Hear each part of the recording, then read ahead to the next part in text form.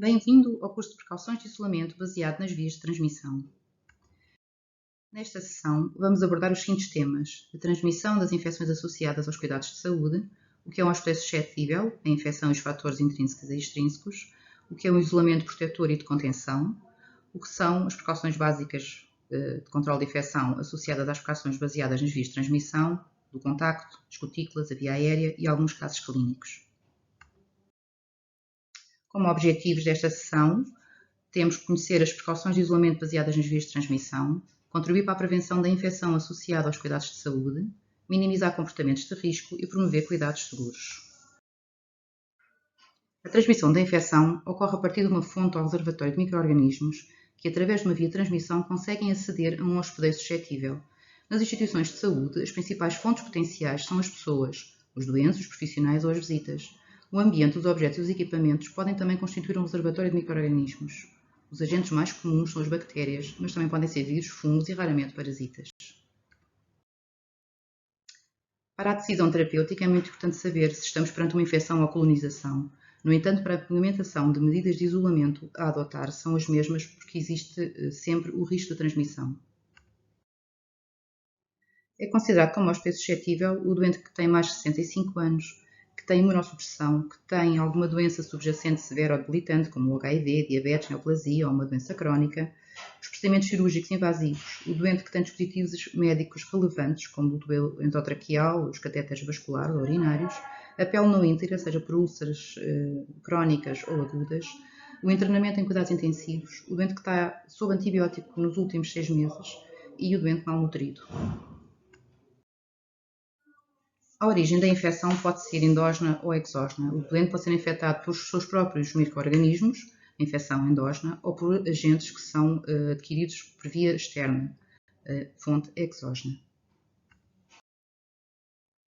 A transmissão pode ocorrer por via do contacto, direto ou indireto, direto tocando pessoa a pessoa ou indireto através dos objetos, materiais ou superfícies, através das gotículas, que são gotas que se depositam num metro à volta das pessoas emitidas pela fala, pela tosse, pelo espirro, ou por via aérea, que são gotas mais pequenas que se transmitem através das correntes de ar que permanecem suspensas na atmosfera. Existem também outras fontes, como os veículos com medicação contaminada, ou água, o ar, etc., ou por vetores que neste momento em Portugal não serão um caso muito importante, mas que começamos a ter algumas situações em que ocorrem. O conceito de isolamento é o estabelecimento de barreiras físicas para reduzir a transmissão de micro-organismos de uma pessoa para outra, de um doente para outro doente, do doente para o profissional ou do profissional para o doente. As barreiras físicas podem ser constituídas por um quarto de isolamento ou por colocação, por exemplo, de barreiras como umas luvas, ou um avental, ou uma bata. Existem dois tipos de isolamento. O isolamento protetor, aquele que é dirigido a uma pessoa que está, por exemplo, imunocomprometida, para a proteger de infecções. E o isolamento de contenção, quando se pretende prevenir a transmissão de uma pessoa para outra ou para o ambiente. Há algumas situações em que pode ser necessário aplicar os dois tipos de isolamento. As precauções básicas de controle de infecção, de que já falámos numa sessão anterior, são aplicadas em todas as situações a todos os doentes. As precauções baseadas nas vias de transmissão servem para reduzir o risco de transmissão por contacto de gotícula ou via aérea e são sempre complementares às precauções básicas de controle de infecção. A decisão das medidas a implementar vai sempre depender do agente que está isolado, do local onde este agente se encontra ou da sua via de transmissão. Todos os doentes são potencialmente infecciosos, pelo que é necessário garantir as precauções básicas de controle de infecção. Quando conhecemos ou suspeitamos de uma infecção ou determinado micro-organismos, devem-nos levar a adotar as precauções baseadas nas vias de transmissão, adequando os equipamentos de proteção individual a cada situação. Higiene das mãos, isso deve estar sempre presente em qualquer das situações. O equipamento de proteção individual vai mudando conforme o nosso conhecimento da situação epidemiológica. O EPI deve ser selecionado de acordo com o tipo de isolamento necessário. A sequência de colocação e remoção dos equipamentos de proteção individual pode ser variável em cada instituição. O princípio básico é que o equipamento deve estar colocado imediatamente antes de se iniciar o contacto com o doente. O momento da remoção é aquele em que constitui o maior risco para o profissional. Como exemplo, vamos apresentar um filme com a sequência de colocação e remoção dos equipamentos de proteção individual, que é uma sugestão e que eventualmente poderá ser diferente de instituição para instituição.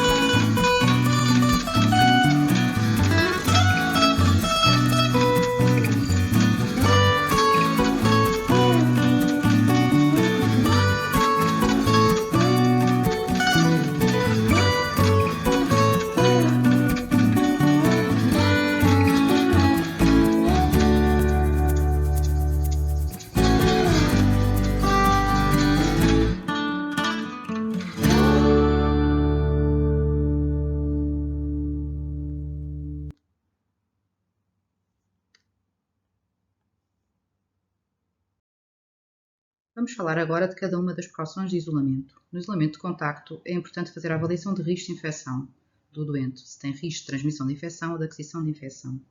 Considerar os contactos todos, os diretos e os indiretos. É muito importante a colocação do doente, preferencialmente em quarto individual. Não existindo esta opção, podemos colocar o doente em corte se existirem doentes com o mesmo tipo de infecção, ou poderemos ter que o colocar numa enfermaria com outros doentes. Nesta situação, devemos considerar a distância entre camas, que deve ser de pelo menos 2 metros. Podemos correr a cortina e colocar o doente o mais afastado da porta. A ideia é não ter que passar pelo doente em isolamento para prestar cuidados aos outros doentes. Realizar a higiene das mãos segundo os 5 momentos e colocar o EPI adequado a cada situação, sempre que se prevê contato com matéria orgânica, o avental, a bata, as luvas ou o contacto com o doente.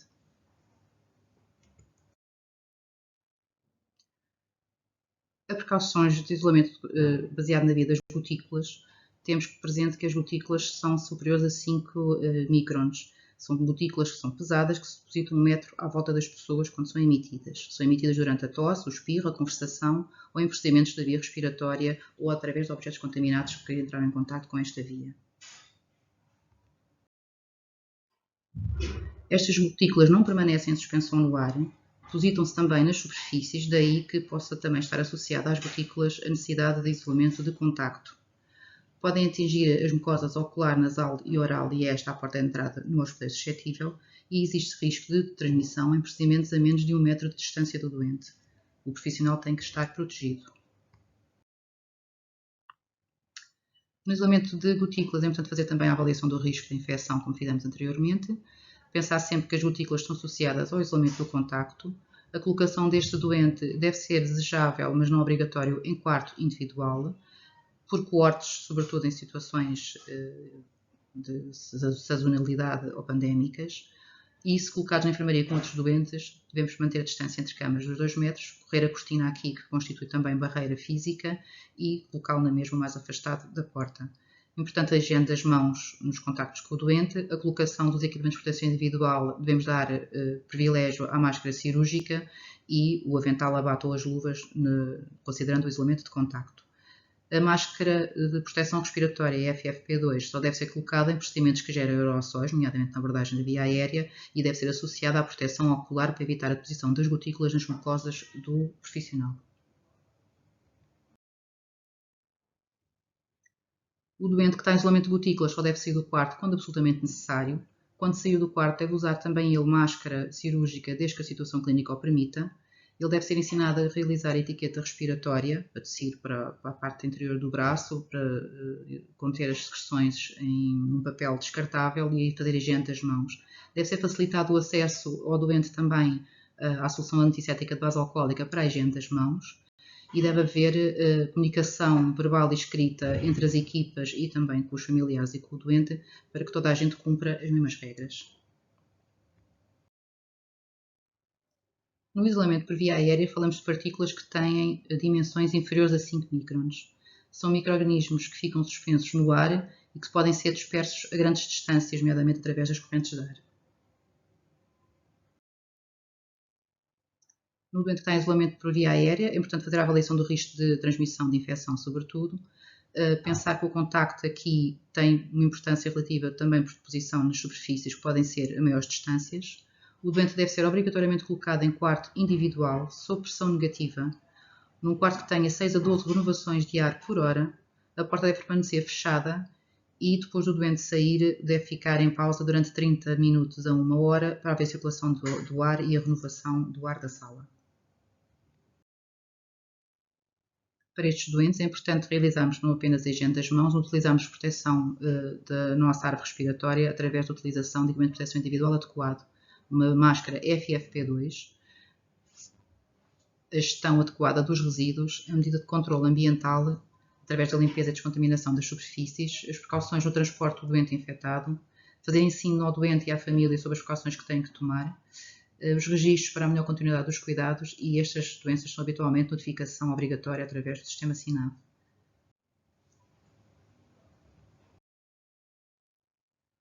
Vamos agora pensar o que fazer quando temos um doente com suspeita de infecção. Em primeiro lugar, perceber sinais e sintomas, realizar uma história da doença atual do doente e procurar o que há de clinicamente relevante, nomeadamente infecções anteriores e antibioterapia realizada nos últimos 6 meses. É importante percebermos que para a admissão do doente temos que perceber qual é o seu risco para podermos decidir qual é o sítio onde o vamos colocar. A higiene das mãos e equipamento de proteção individual tem que estar sempre presente, assegurar o transporte seguro do doente, perceber que materiais e equipamentos serão necessários dedicar ou não só àquela situação, colocar em registros de maneira que toda a equipa possa ter conhecimento da situação, fazer ensino ao doente sobre como se deve comportar e assegurar medidas de controle ambiental. No caso particular de um doente com um clostídio difícil, as precauções básicas devem estar sempre asseguradas para todos os doentes, mas nesta situação particular temos que colocar o doente em isolamento de contacto. O clostídio difícil, tratando-se de um esporo, tem algumas particularidades. Devem ser sinais de alerta a presença de diarreia, com muco, sangue ou cheiro com alguma frequência aumentada, a presença de febre, dor abdominal, uma história anterior de clostrídio no histórico do doente, a presença da doxina A ou B do clostídio difícil positiva e ter havido uma toma de antibióticos recentes até a 10 semanas anteriores. Em relação às precauções propriamente ditas, a higiene das mãos tem que ser assegurada nos 5 momentos e sempre que haja contacto com a unidade do doente com água e sabão, não se pode utilizar soluções alcoólicas que não são eficazes. Deve ser colocada luvas sempre que fazemos contacto com o doente ou com a sua unidade, utilização de bata protetora e o controle ambiental é feito com hipoclorito de sódio a 5.000 partes por milhão. No caso de doentes com isolamentos de micro-organismos multiresistentes, a seleção do tipo de isolamento de contacto cutícula via aérea vai depender da localização do foco, qual é a fonte de infecção. E é implementado independentemente de se tratar de infecção ou colonização, os cuidados vão ter que ser os mesmos. O doente deve ser colocado em quarto individual preferencialmente, mas podemos colocá-los em quarto ou numa enfermaria, segundo as condições já referidas anteriormente. Nesta situação é muito importante a limpeza e a descontaminação ambiental com produtos adequados. É importante realizar a higiene das mãos dos 5 momentos, utilização de luvas nos todos os contactos com o doente ou com o seu ambiente, utilização de avental ou bata para proteção da farda do profissional e utilização de máscara cirúrgica ou de proteção ocular e máscaras FFP2 nas situações de isolamento de via aérea ou de invasão da via respiratória.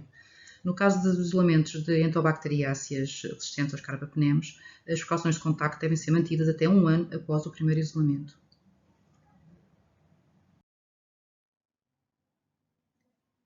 No caso clínico, por exemplo, de um doente com uma gripe, influenza A, dos vários subtipos ou do Covid, que na situação pandémica atual, as precauções a utilizar são, para além das precauções básicas, as precauções de gotícula. São sinais de alerta à febre alta, ao mal-estar, as cefaleias e as mialgias mais ou menos comuns a todos os quadros respiratórios. No caso do Covid, a perda do sabor e do olfato são também sinais de alerta. A presença de espirros e de tosse, deve ser colocado o doente em quarto individual, com distância entre doentes, e cumprir rigorosamente a etiqueta respiratória que deve ser também ensinada aos doentes. Devemos cumprir a higiene das mãos, utilizar luvas nos contactos, utilizar a bata ou avental, máscara cirúrgica nas proximidades do doente e nos procedimentos que geram aerossóis devemos colocar máscara P2 e proteção ocular através de óculos ou de viseira. No caso de, por exemplo, uma meningite bacteriana, é também a transmissão feita através das gotículas que devemos implementar as medidas de acordo. São sinais de alerta à alteração de consciência, a rigidez da nuca, a febre, as cefaleias, o vômito, o mal-estar geral, a sensibilidade à luz. No exame do líquor, normalmente é não incolor e não translúcido. São os agentes habituais, a Neisseria meningitidis e os Streptococcus pneumoniae. O doente deve ser colocado obrigatoriamente em quarto individual. Deve ser realizada a higiene das mãos segundo os 5 momentos. Deve ser utilizada as luvas, avental ou bata, máscara cirúrgica nos cuidados mais diretos e máscara P2 em procedimentos que geram aerossóis com proteção ocular com óculos ou viseira. No caso do sarampo, devemos implementar, para além das precauções básicas, precauções de via aérea e de contacto. O sarampo apresenta-se normalmente com febre elevada, tosse, coriza e conjuntivite, com a presença de manchas brancas no interior da boca, as manchas de Koplik, e o aparecimento do exantema de surgimento cefalocaudal. 4 dias após o início do rush, não existe risco de transmissão, mas na fase aguda devemos colocar o doente em quarto individual com pressão negativa ou colocá-lo em coorte com outros doentes com a mesma patologia, ou então teremos que o colocar sozinho numa enfermaria com a porta fechada. Os profissionais de saúde devem realizar a higiene das mãos, devem utilizar luvas e bata para a sua proteção do seu salvardamento e devem utilizar máscara FFP2. A proteção ocular deve ser colocada em procedimentos que possam gerar salpicos ou aerossóis. No caso da tuberculose pulmonar ou laríngea, devemos colocar, para além das precauções básicas, precauções de via aérea. São sinais de alerta a tosse superior a 3 semanas, a presença de hemoptises de febre e suores noturnos, a perda de peso. Devemos colocar o doente em quarto com pressão negativa, eventualmente em coorte com outros doentes com a mesma patologia. Os profissionais devem fazer a higiene das mãos, utilizar luvas, uma bata e a máscara é obrigatoriamente FFP2. No caso do ébola, ou em situações em que não conhecemos o agente causador, ou temos um novo agente de qual não conhecemos ainda bem a sua epidemiologia, devemos adotar medidas de precaução máxima. Quer isto dizer que temos que acrescentar às precauções básicas medidas de contacto, medidas de via aérea e de gotículas. No caso do ébola em particular, sinal de alerta, a estadia em zonas endémicas ou contactos próximos 21 dias antes do início dos sintomas, a presença de febre alta e outra sintomatologia, nomeadamente as hemorragias. Existe um protocolo específico de atuação normalmente para estas situações, que são adaptadas caso a caso, mas, regra geral, é necessário colocar o doente num quarto com pressão negativa. O profissional de saúde deve utilizar equipamento de proteção individual para proteção de risco biológico nível 4 e o controle ambiental é reforçado com a desinfecção com hipoclorito de sódio a 10.000 ppm de concentração.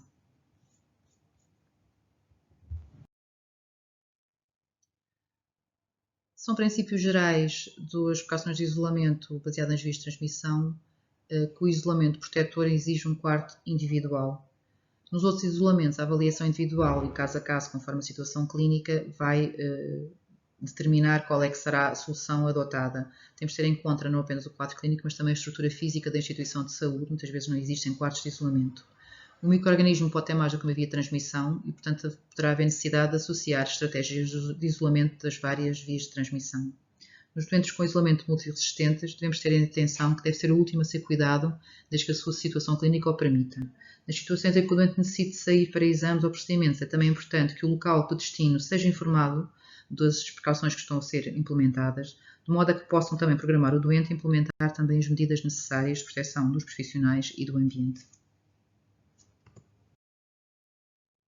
O doente deve ser também informado sobre a sua situação clínica e os ensinos necessários para que possa também adotar as boas práticas e as medidas de isolamento. Essa informação deve ser também extensível à sua família. Os isolamentos devem ser mantidos durante o tempo que for considerado necessário, sendo que alguns isolamentos são bastante alargados. Deve também ser feito o registro no relatório clínico, nas notas de enfermagem, etc., sobre a situação de isolamento do doente para que haja uma melhor continuidade de cuidados. Na nota de alta transferência deve ser referido os isolamentos microbiológicos relevantes e as medidas de isolamento que foram implementadas e se são para manter. No doente que vai para o domicílio, é importante explicar as medidas a manter, se necessário, em casa, para que também, se houver necessidade de apoio domiciliário, eles possam adaptar e cumprir as medidas que foram implementadas.